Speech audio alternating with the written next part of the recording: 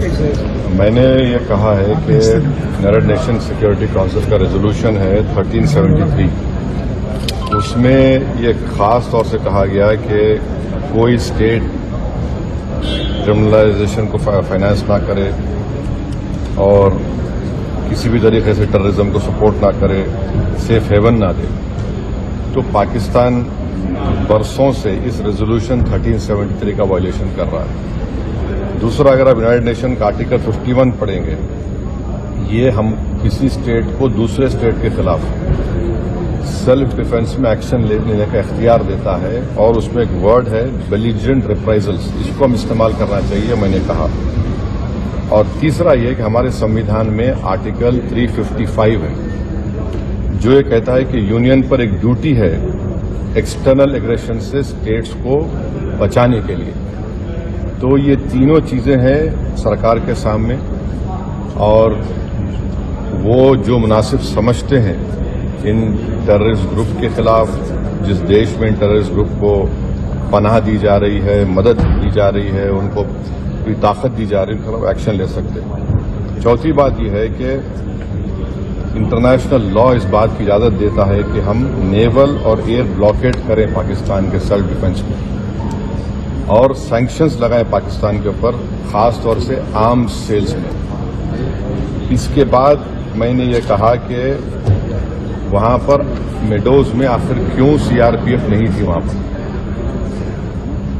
کیونکہ میں نے پوچھا ہے کہ جنوری میں CRPF کے 2 یونٹ کو ہٹا لیا گیا تھا وہاں سے.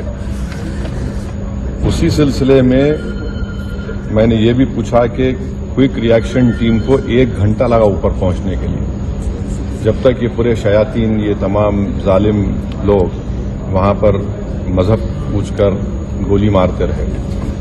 اور 2000 میں وہاں پر ایک ننوان کیمپ ہے پہلگام میں، وہاں پر بھی 30 یاتریوں کو مارا گیا تھا، اور اس میں ایک کمیٹی بنائی گئی تھی لیفٹیننٹ جنرل JS مکھرجی کی. اس کا رپورٹ کا کیا ہوا؟ تو یہ سب باتیں ہم نے کہی ہیں، اور ہم امید کرتے ہیں کہ ساتھ ہی ساتھ میں نے یہ بھی کہا کہ کشمیریوں کے خلاف اور کشمیری اسٹوڈنٹس کے خلاف جو جھوٹا پروپیگنڈا کیا جا رہا ہے وہ رکنا چاہیے.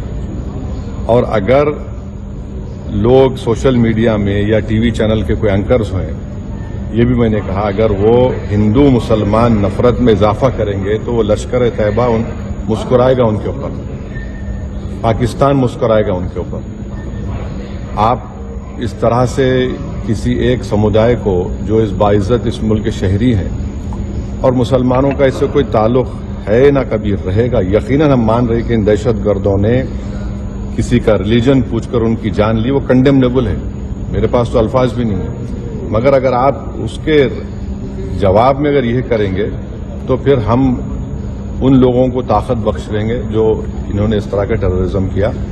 اب یہ سرکار کے اوپر ہے، اور ہم نے انڈس واٹر ٹریٹی کے بارے میں کہا کہ بہت اچھی چیز ہے کہ ہم نہیں بول دیے، مگر آپ بتائیے ہم پانی کہاں رکھیں گے؟ پانی تو پھر رکھنا پڑے گا نا آپ کو. تو اور اس میں آپ دیکھیے کہ انڈس واٹر ٹریٹی میں جو چناب کا علاقہ ہے وہ پورا پہاڑی علاقے سے پانی جاتا ہے، جہلم کا جو ہے وہ زمینی علاقے سے جاتا ہے، اور ورلڈ بینک اس کا انٹرلاکیٹر ہے. تو اس پر ہم نے کہا کہ اس پر دیکھنے کی ضرورت ہے، اور سرکار جو بھی ایکشن لے گی ہمارے دیش کے تمام لوگوں کو ان کی جان اور مال کو بچانے کے لیے، خاص طور سے اس بزدلانہ وحشیانہ دہشت گرد حملے کے بعد، ہم اس کی تائید کریں گے. یہ کوئی سیاسی مسئلہ نہیں ہے، یہ ہمارا نیشنل مفاد ہے، نیشنل انٹرسٹ میں ہے، اور ہم ان کے ساتھ کھڑے رہیں گے. سر، یہ آپ نے انڈس واٹر ٹریٹی پہ بولا، تو کیا آپ بول رہے ہیں کہ یہ ایکشن نہیں لینا چاہیے کیا؟ نہیں، میں یہ دیکھیے، آپ نے تو دیکھیے ورلڈ بینک انڈیا اور پاکستان میں بیٹھ کر یہ ٹریٹی کروایا، وہ اس کا انٹرلاکیٹر ہے. بھائی پانی کو کہاں رکھیں گے آپ؟ اچھا ہے آپ نے اچھا اسٹیپ لیا، مانتے ہیں، پانی کہاں رکھیں گے آپ؟ ڈیم بنا دیں. آپ بھائی ڈیم بنائیے نا.